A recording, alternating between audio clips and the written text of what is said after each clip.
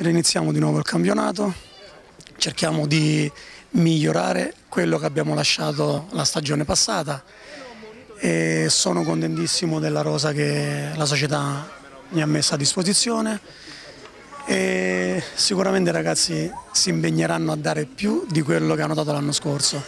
Io darò il massimo per ripagare la società per quello che mi ha messo a disposizione e vedremo come si metteranno poi le cose. Comunque noi sicuramente lotteremo per la vittoria del campionato. L'anno scorso eravamo partiti con l'idea di arrivare ai playoff e ci siamo riusciti.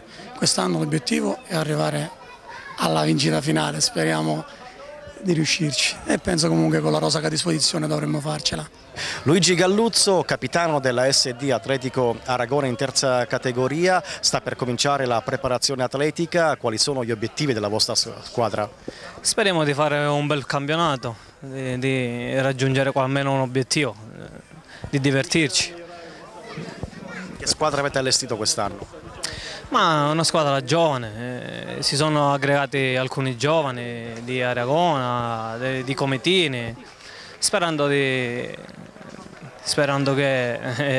ci aiutano a migliorare la squadra rispetto all'anno scorso. Maurizio Macca torna a giocare ad Aragona, riparti dalla terza categoria con la SD Atletico Aragona. Cosa rappresenta per te questo ritorno?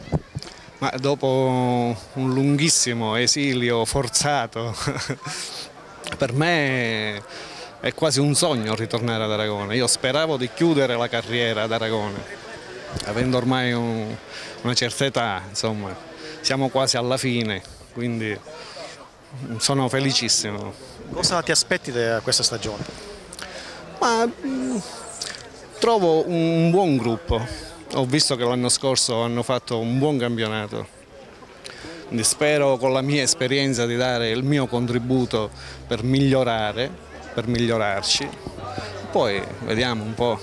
Quanti gol puoi promettere ai tifosi dell'Atletico Aragona? Non prometto gol, non mi sento di dire faccio tanti gol, però spero di aiutarli a vincere domenica per domenica, questo sì.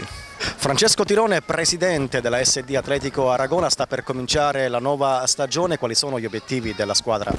No, gli obiettivi sono di divertirci, fare un campionato tranquillo e sereno. Siamo in un periodo dove non possiamo fare né promesse né mantenere promesse.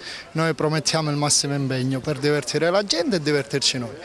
Poi a fine anno raccoglieremo i frutti del campo che meritiamo. Che squadra avete allestito quest'anno? Una squadra totalmente di ragazzi aragonesi che non hanno la possibilità di giocare in prima squadra in promozione e pensiamo di farli divertire qua con noi e portare alto il nome anche della terza categoria aragonese.